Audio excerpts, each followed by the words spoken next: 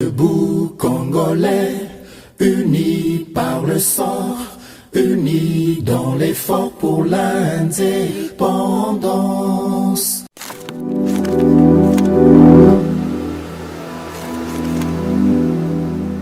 Bonjour et bienvenue na GCAM Télévision. Merci Nabino, chers téléspectateurs, pour la fidélité Nabino. Merci pour la confiance Nabino Bopesi Biso Tomemela Bino Sangoya Maile Kakanakati. Il y a République démocratique du Congo, de partout où vous vous retrouvez à travers le monde, na Pesibino, Matondo Mingi Ndenge, vous allez participer na famille ya GCAM Télévision, Ndenge pe bozo continuer ko s'abonner na chaîne Abiso, Ndenge bozo continuer ko soutenir émission Oyo Debout Congolais, émission Nabino et Melakabino Penda.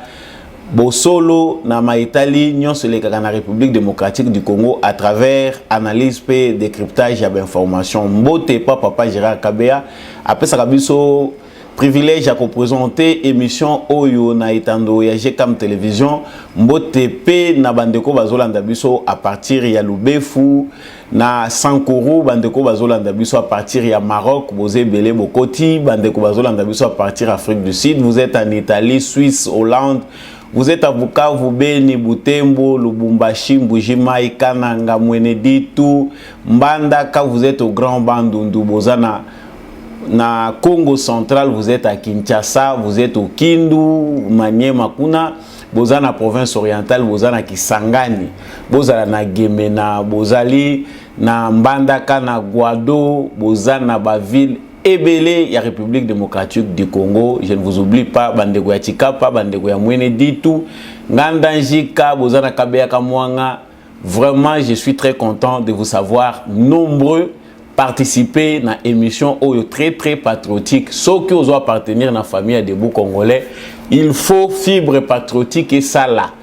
Ceux qui n'ont pas senti que Mboka est sacré, il faut toujours veiller sur l'intégrité territoriale de son pays et que biso nyonso tozala kaba soda pour Mboka na biso c'est que nous comprendre te ndenge ni RDC ekobonga nzela nini Mboka na biso esengeli ebongela nalobaka toujours na émission que micro na bino ezalaka bongo na mwana Mboka samba olonga mokili ezalaka toujours balance. Justice ya nzambe moto moko te aishapaka na contrôle nango sala malamu po nyonso biso to salaka to futaka yango d'une manière ou d'une autre to récoltaka kaka fruit ya o biso to lonaka soko loni mabe yeba pe ko buka ka mabe soko loni malamu yeba pe ko buka malamu mais pas nzambe moto aishapaka azalaka na été. J'entre très vite na actualité na biso ya lelo ezali Kotala makambu ya ngobila na kanti bolandi yango malamu vidéo boyo kango bien, c'est-à-dire soyez les bienvenus dans l'empire ya badialoliste Gentini Ngobila ayambi roi Philippe na manière na ye Fati na Fati, béton na béton. Vous allez suivre ça tout au long de cette émission pendant que kuna tozo yamba roi Fati na Fati, béton na béton, animation kitoko, ba fulu pe, ezaka na kati ya ko bakisama, héritage pe oyo kimbuta tikela biso, toza na kati ya ko vivre ango. Tokozangisa te commentaire na analyse ya makambo ezali ko surikile, bato ebele baza ko s'indigner. Est-ce que Fati azomona ngobila te? Tolembi ba message na bino pona makambo ngobila. Bokoyoka final tout au long ya émission Oyo. Pape a reporté voyage naïe. Le pape ne viendra pas aussitôt encore dans la République démocratique du Congo. Tout le monde ba préparatif et bandaki ko salema, mais pour des raisons de santé, balobi pape a reporté voyage naïe pour une date ultérieure. Bango moko ba ko fixer yango balobi pas si à genoux et zo permettre yete qui à se déplacer. Il faut noter que makambo ya voyage ezalaki pour la République démocratique du Congo te ezali pe kota la Sud Soudan. Échec diplomatie aventure nini ezakoleka nini pendant la minute ko sale ma conséquence ezali nini ya report ya voyage ya pape wana pe to yeba ko lobelango roi belge ayaki to moni penza ndenge vraiment embelli Kinshasa ba grandes artères les différents endroits où il a visité to moni lati vraiment belle robe ezali ko sala que ba présenter on a le lenge moko ya kitoko à Lubumbashi où il est déjà descendu tout le monde vraiment que ba route nyonso ezali ko zala ba route ici kaya ko leka ezali ko zala asphalté ba tebele ba moli ngo lokola ouf ya soulagement, c'est-à-dire koya ya roi et permettre que certaines personnes bazwa biano na mituna na bango. Faut-il toujours accueillir des rois pour na komona vérité na makambo ebele na batante ebele o ba congolais bazozela et anwana tokozwango na kati ya émission oyo na pesi bino matondo mingi ndenge boponi GCAM télévision ndenge pe boponi émission na bino bien sûr debout congolais ceux qui au sepeli ko appartenir na famille oyo GCAM télévision à travers debout congolais présenté par moi Namboka Samba Olonga. Veuillez contribuer. Numéro ezana C etando ezali ya M-Pesa na lobaki Orange Money ezape koya pour tous ceux qui veulent soutenir cette émission oyo ezali de nature à conscientiser et puis kosala éveil patriotique. N'hésitez pas de nous appeler. Numéro wana ezali na C ya etando na yo. Je venais de parler à Makambo Ngobila. Makambo yo soki bolandi batebele balobaka ngo lisusu te. Makambo Ngobila batebele basi balemba pour certains Félix Tshisekedi nde mutu azali ko entretenir nde mutu azali kubomba Ngobila alors que Ngobila travaille à na défaveur ya président de la République.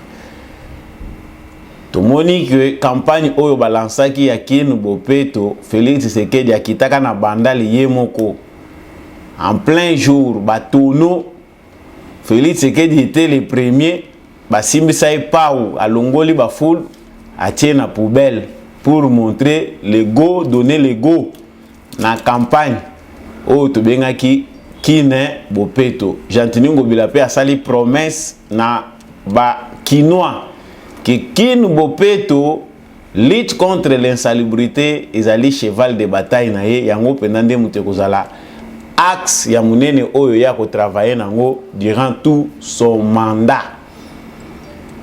Mais awa ba observateur rebelle biso nyonso tozali komona tozotala ke Ngobila est très loin de satisfaire population congolaise.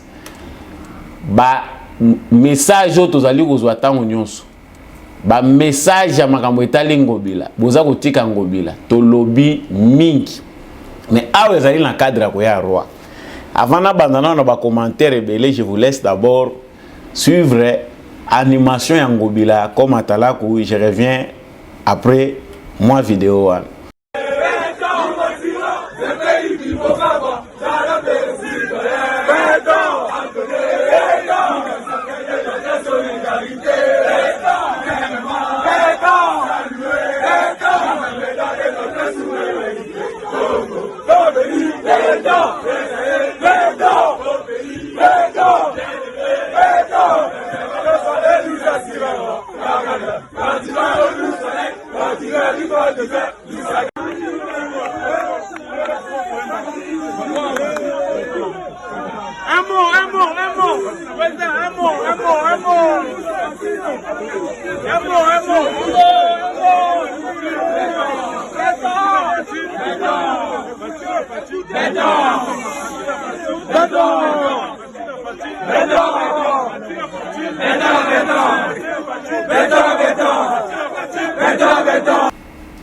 Nakanti bouti kolanda Jantini Ngobila, notre gouverneur a choisi sa façon nature na ye yako yambela roi.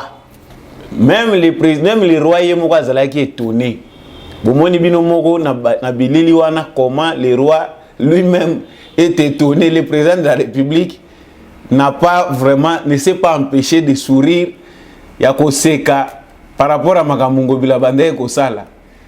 Moi si reine tolo ba reine na roi batali Ngobila anatalako na kanti communauté ya bajalelo liste soki bobenga bajalelo liste communauté ya batalaku congolais bazalaki très satisfait na représentant na bango Jantini Ngobila. Ça c'est tout sauf Oyo Ngobila présenta Kibiso. Pour certains, c'était une meilleure façon d'animer, c'était une façon d'accueillir les rois dans le système en quinois. Mais est-ce que cause la quinois, ezaka cause la moutadia lelo, cause la flatteur, tout peut cause la quinois ezanine, hein? Likambo tout na kapenda bana kin, hein?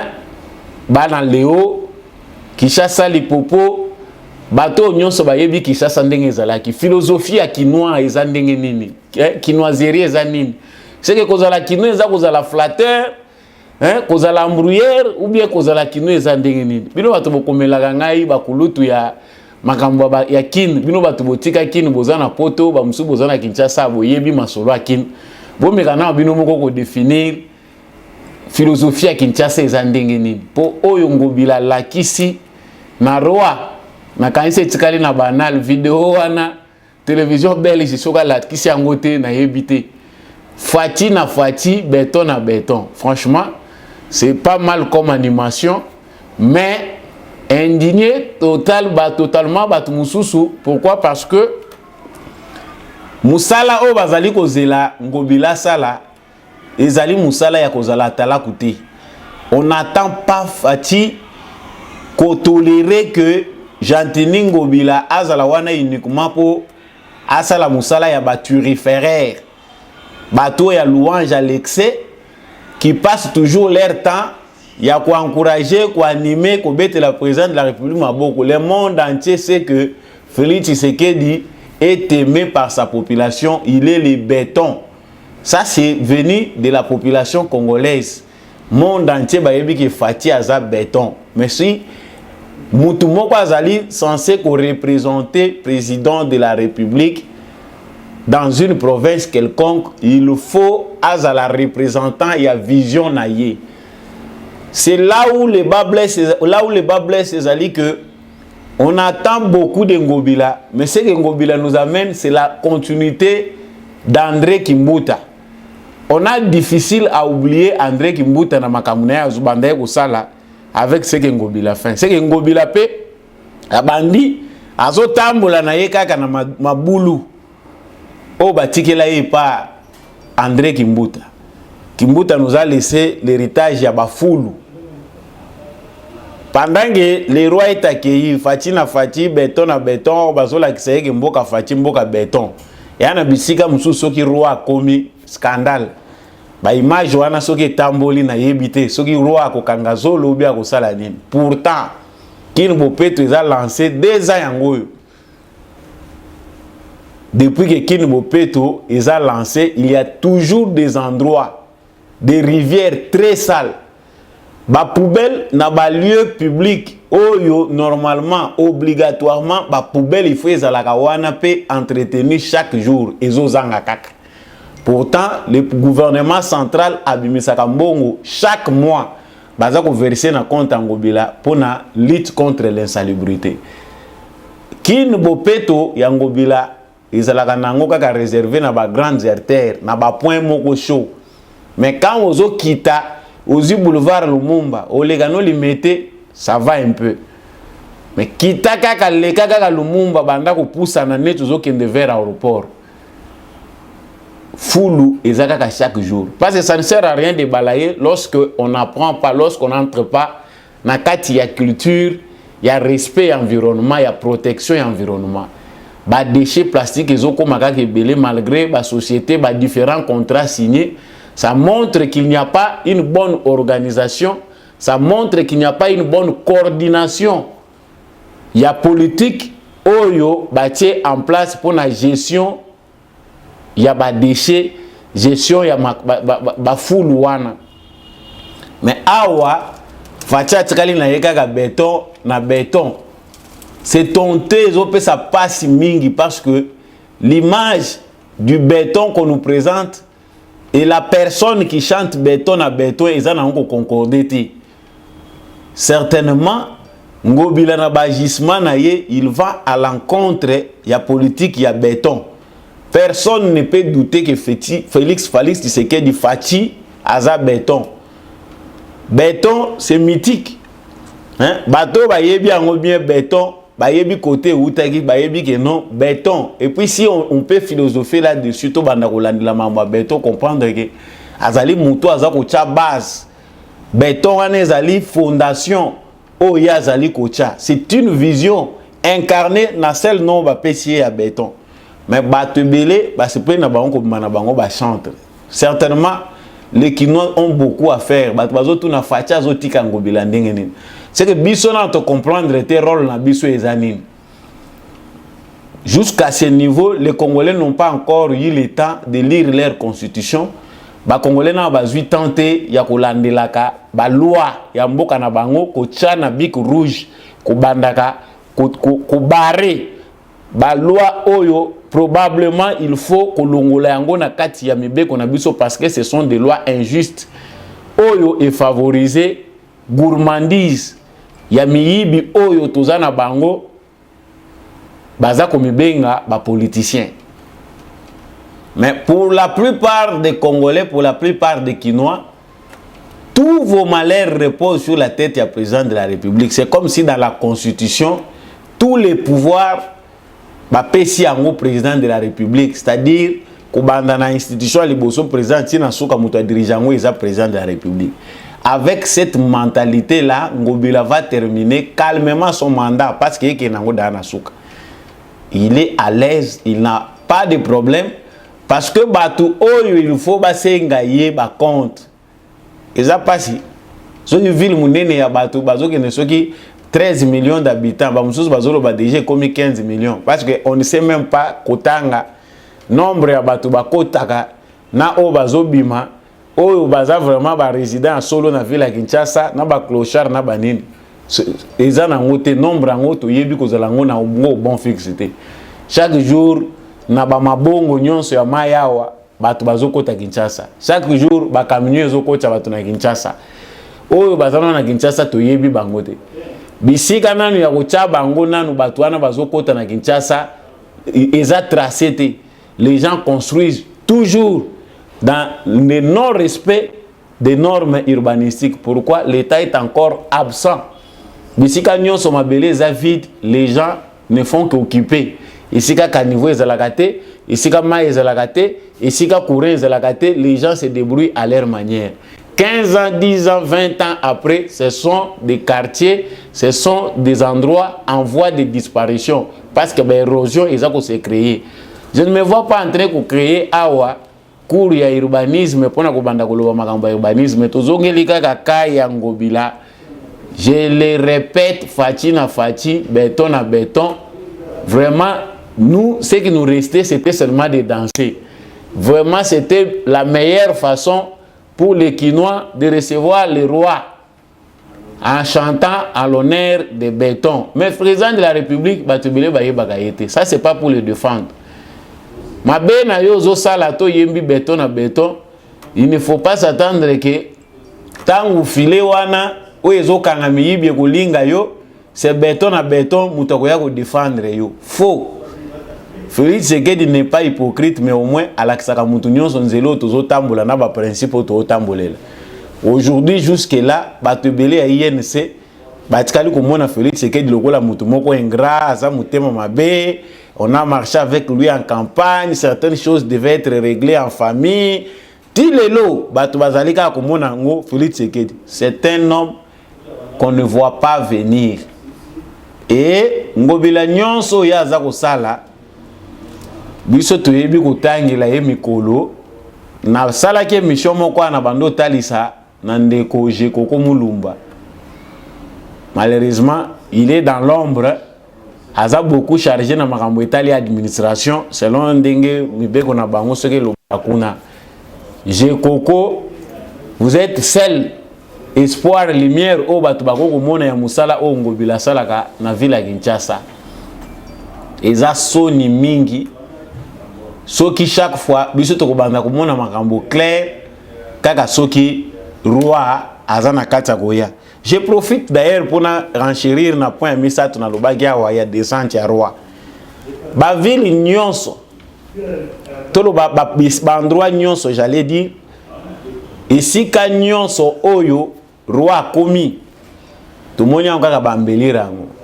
place des anciens combattants to moni ekomi kitoko ba tiango couleur olongwe wana babisika nyonso o académie de beaux-arts bon académie za kanango moi déjà propre hein so loko tokolo bezaka moi décoration mais dans différents endroits to moni ba embellir soki mutazo yamba mupaya bongisaka mais énergie oyo bazali ko déployer énergie au gouvernement azo déployer ce que chaque fois tozo ba invité des marques si avec cette même volonté tokoki ko bongisa makambo ya mboka na biso na kanisi ke ba revendication ko zala muke à partir de Kinshasa jusqu'au Grand Katanga kuna soki na route ya Katanga kuna soki na village ya Katanga place Roi Kolekela bato ba monana no asphalte côté kuna bisika nyonso Roi Koleka makambo asika ekoti wana bato ba moni mwa lumière bino bato bozo boya bolobi visite à Roi et yeso iko memela bino nini visite à Roi et konyoko la bino a eza distraction le peuple congolais bino yango ezo bénéficier malgré tozana bato moko ya mutema mabe mais le fait que Roi Zoya et créer impulsion moko ya esika bomona ki nzela te bachela bino nzela esika mabulu bachela bino mabulu na Bukavu babisika nyonso ba nid de poules ezalaki babambi à Kinshasa tous les nids de poules oyo banda balança Kinshasa zéro trou boulevard Lumumba mabulu bisike belé bambi yango nyonso pona koya ya Roi c'est de koya ya Roi et fini bouton accélérateur wana mabulu nyonso bambi donc olongwe banda place boulevard Lumumba bandi ti na aéroport kuna mabulu nyonso zipi yango c'est la même chose na Katanga place Roi Zokende eza même chose na Bukavu kuna place Akokende c'est que l'avenir des rois ezalaki ememeli nango bato mususu chance ya ke moi ba désirata na bango ya mike ba monango certains crient à Lumumba ba discours sepeli si bisoté si Lumumba il faut normalement to kanisaka Lumumba ba excuse kokite si on pouvait réveiller Lumumba bino vous dirigez mboka o bino moko 60 ans vous avez dirigé votre propre pays pendant 60 ans plus c'est plus même de 60 et loko nini bosali po bo honorer mémoire à Lumumba rien gouvernance na bino ya soni po na minute bino bozo tanga passé colonial bolobi ba futa banyongo ba futa vous êtes là bino moko. Nos propres frères qui ont dirigé Mobutu 32 ans, Mouzé 4 ans, Kabila 18 ans, de néocolonialistes. Pire, malamu kutu toza na ba esclave ya batu tozo mona boye que qu'avoir batu oyo baza ko torturer biso ba comme si biso ba esclave mais qui travaille na sphère moko invisible dans l'ombre. Et ça passe. Eza pasi eza kokoso na mboka na biso République démocratique du Congo où il y a trop d'experts. Il fallait qu'il roi présenter des excuses, il fallait alsenga bolimbisi. Les regrets ne suffisent pas, les spécialistes en français parce qu'au Congo quand on parle bien français, on est intelligent. Quand on maîtrise, on manipule bien la langue de Molière au Congo, c'est déjà une forme d'intelligence. Je suis ceci, j'ai fait cela. Au Luké, l'eau à la dans société, dans mboka na ye zéro. To baby ici partout. Mais soyez bonheur vos amours capables de faire le logo pour présenter au lobby. Tala obiso to sala qui a malamu na sima ba belge. C'est une fierté. Mais nyon so eza symbolique awa pour la plupart. Ezakaka o basali ya colonisation. Mais photo yo ka soni. La meilleure façon pour nous aujourd'hui de commencer à demander aussi des comptes à la Belgique, il faut que nous avons plus de 60 ans. Quel est le travail que nous avons fait pour décoloniser? Parce que la décolonisation, c'est un processus d'ordre mental. Mituna bisognon souhaité ngama na colonisation, na orientation, éducation ya ba colon ba pesa ki biso. En Afrique de l'Ouest, ici kabaninga bazali, ceux qui fournissent des efforts, baza déjà na kati ya processus moko o ba scientifique, ba historien, ya ba mboka baninga, baza déjà ko travailler na processus ya décolonisation mentale. Mais chez nous, et les historiens, et ceux qui se disent intellectuels, lettrés, personne. moins de philosophes au Congo où les lobes au téléma bako pèse impulsion moko na décolonisation parce qu'avant tout senga ba compte na Belgique il faut to raviver mémoire collective na biso to apprendre bana na biso ce qui était la colonisation par rapport à notre compréhension, par rapport à nos propres études et non selon l'orientation du colon lui-même. Éducation Mozotan est un programme belge non revu par vous par rapport à votre pensée, par rapport à votre façon d'orienter les choses. On ne fait rien pour honorer la mémoire des pères fondateurs de notre État. On ne fait rien pour honorer la mémoire de Lumumba, les Kassavou et consorts, qui au moins avaient un sens de patriotisme. Alors, yo vando lobi, tu sais qu'il dit, il nous a appelé le roi Awapoya pour rappeler biso ba souvenir Yamabe, on veut qu'on nous paye. Donc yo vandi no kana mikanda, on veut que nous paye. Changeons la manière, la façon d'éduquer nos enfants. L'histoire où bazo pesa biso na classe tilelo ezakaka ya colon na manière au colon linga ki apesa la biso ango. Si les gens peuvent repenser l'éducation, na kanti ke base ya décolonisation angwana liberté, indépendance, ils ont d'abord spirituel. C'est dans notre esprit que nous devons être indépendants avant de vivre sur le plan matériel.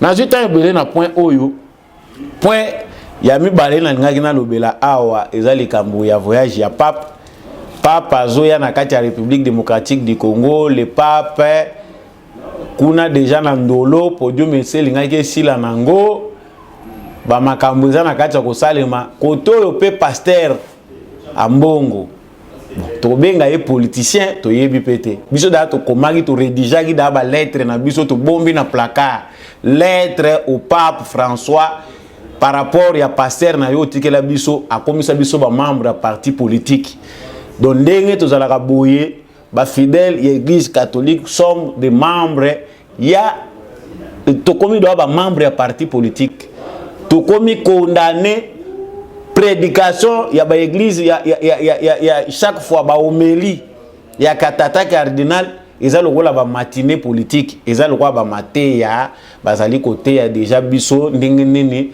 to ko pesa position pour na kamo ko songolo pakala ba faible baza ko prendre biso na tata cardinal ce sont des faibles qui ne sont que des hommes d'affaires, des politiciens qui lui font du bien dans l'ombre en secret.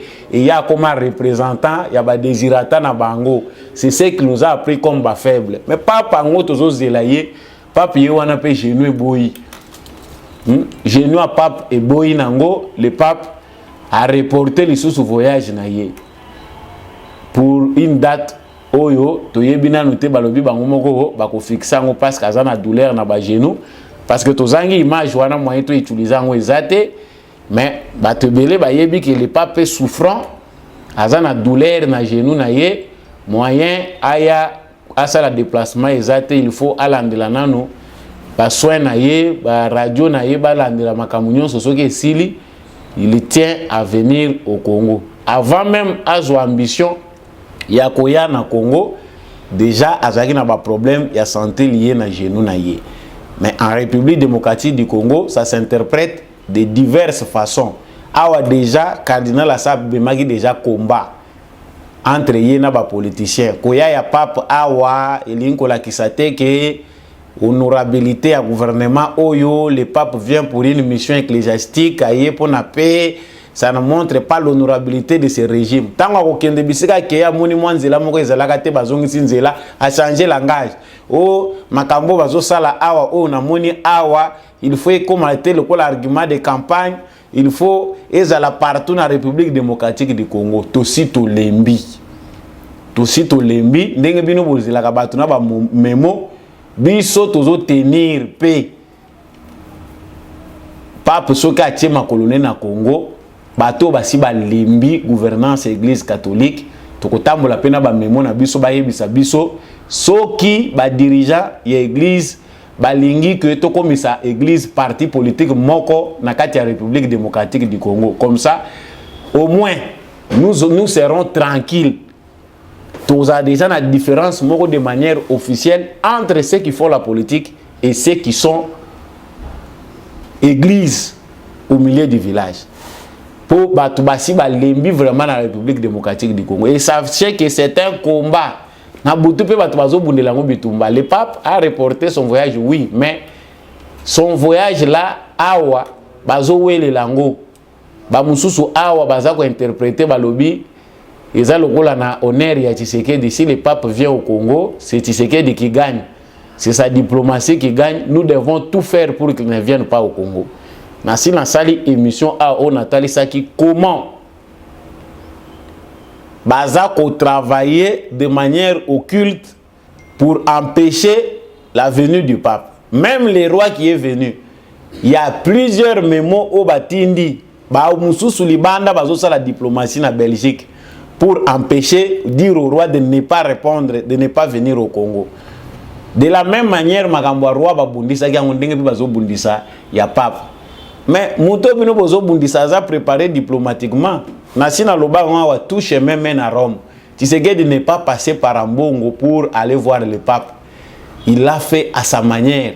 A comme Pekuna Aza a prêché partout où il passe. Il a tissé ses liens à sa manière pour donner un coup de fil au pape. A quoi qu'on locate à la classe ceux qui dirigeants to bengango ceux qui to bengango ba membre ya parti catholique to yebi angote. Il va passer de lui-même par rapport à sa diplomatie, la vision qu'il a. Parce que Vatican, ceux qui n'ont pas été convaincu, il y a vision à Félix Tshisekedi, il y a un plus au apporter pour le climat stable dans la République démocratique du Congo. Voilà pourquoi le président de la République tient la venue à Pape. Il faut rendre les pays fréquentables. Bando qui a Congo, balingi Congo s'ouvrir. Balingi te bapaya baya awa balingi bangonde mutu bazosala kutu campagne ya mabeke mboke eza la fréquenter te baloba non il est venu azoko kosala eloko te par preuve to moni nani yango aye awa. Voilà pourquoi Félix Tshisekedi azola ki sabango que la porte est grandement ouverte. Venez changer votre façon de penser. Il faut botter la Congo dans le lenge mususu.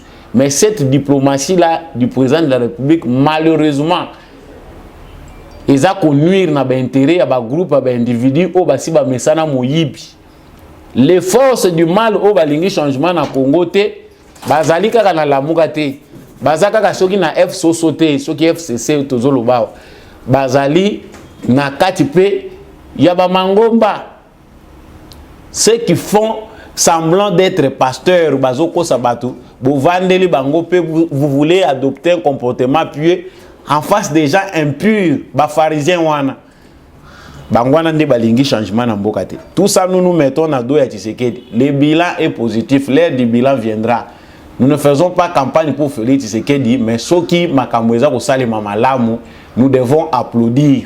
Ceux qui congolais nyonso azu attitude moko républicaine yake naza obligé te na linga Tshisekedi, mais au moins naza obligé naza na devoir ya kolinga mboka nanga parce que vous n'avez pas choisi d'être congolais. La nature, Dieu a voulu que vous soyez congolais. Soko lingi mboka note ozandoki. Soko lingi mboka note tu es un ignorant. Tu peux changer de nationalité, en avoir 10, 4, 5 comme Katumbi. Mais mboka oya yo etikali ya yo. Katumbi nous a montré comment la patrie est sacrée. Tant on va se sentir en danger, à moni que loi tchani, les autres tchaye kaka. Olia lo bango devant ba congolais, oya za ko prétendre ko zalande ko na bango. Il pouvait faire ce discours là na Katanga. Mais il a recouru à ses frères à Kemba en Europe devant la communauté juive. Accueilli ko la bango kuna lobi na lingina comme président na Congo, boye bindenge balinganga kuna, mais parce que tata na nga za juif, yango ba komi ko telemela ngai. Ils allaient antisémitisme juif. Comprenons que Makile Zoganga, comprenons que la patrie est sacrée. Peu importe farso ya zola kisabiso à travers mbongo ya bakongola zo panzela bino ba ndekona bino bazozo ba miette po bayembela ke banzembo, mais il reste attaché à sa patrie. Chaque fois qu'il a des problèmes, il va vers ses frères. Ndenge yo ato na Canada, na France, vous êtes aux États-Unis, quand ça va mal chez vous, ozoka mutemezo soit même si tu n'as aucun intérêt sur ya kozonga na mboka, mais ozoyoka ke mutemezo vanda na esika na ngote. La patrie ça ne s'achète pas. On peut acheter Mukanda ou Sombia comme citoyen wana pour des intérêts ou voir quoi que ce soit. Mais la patrie reste sacrée, aux alliés na sang ya bakoko na yo mabele na yo ato zu mukanda ba pape kuna okozala obligé kaka oya kotala bandeko na nga bazalaka to banani ata bana na yo bakotuna kayo kaka. J'ai tout dit, mais je n'ai pas dit oignon sobino boyebi. Ce qu'on comprendre que mboka batele melagango to kotele mabiso nyonso. Je pense que ce point là na suki chango wana to kotala makambo pape na mikolo ya pour vous qui rédigez des mémoires pour na bino batu bosibo lembi il faut kotele mela paix ba force du malo balingi changement te na mboka par une forte mobilisation. Koya ya pape il faut pas délier la langue. Nous ne sommes pas esclaves de l'église. Époque oyo, il y a église état. Ba siècle kalawa no bango balingi ba faire vivre biso awa. Na yebite s'il faut donner à mbongo le pouvoir ya ba soki ba prêtre saint soki ya ndengeni ba banda ko décider na place ba politicien, ça on ne le sait pas. Les crimes au peut Félix Tshisekedi sali pour lui valoir une opposition ya modèle oyo, opposition moko diabolique to yebi yango pété. Je m'arrête là pour la émission Oyo, au CP Lakinango. Vous faites partie désormais de la grande famille GCAM Télévision, P. Debout Congolais. Abonnez-vous, faites abonner les voisins. Cliquez sur la cloche de notification pour chaque fois que ma vidéo n'a vu ce que envoyez-nous vos commentaires et vos suggestions. Je dis pour les soutiens, appelez ce numéro-là en bas de l'écran pour soutenir la campagne et l'émission, bien sûr, Debout Congolais pour un éveil patriotique. C'est dans l'unité et dans l'amour que nous allons construire notre beau et cher pays. Merci l'équipe technique et accompagnée Kingai. Yandeko Mbi Achako, merci également à l'équipe Mobimba GCAM Télévision. Pe ba soutien son appel. Au revoir tout le monde, à la prochaine émission.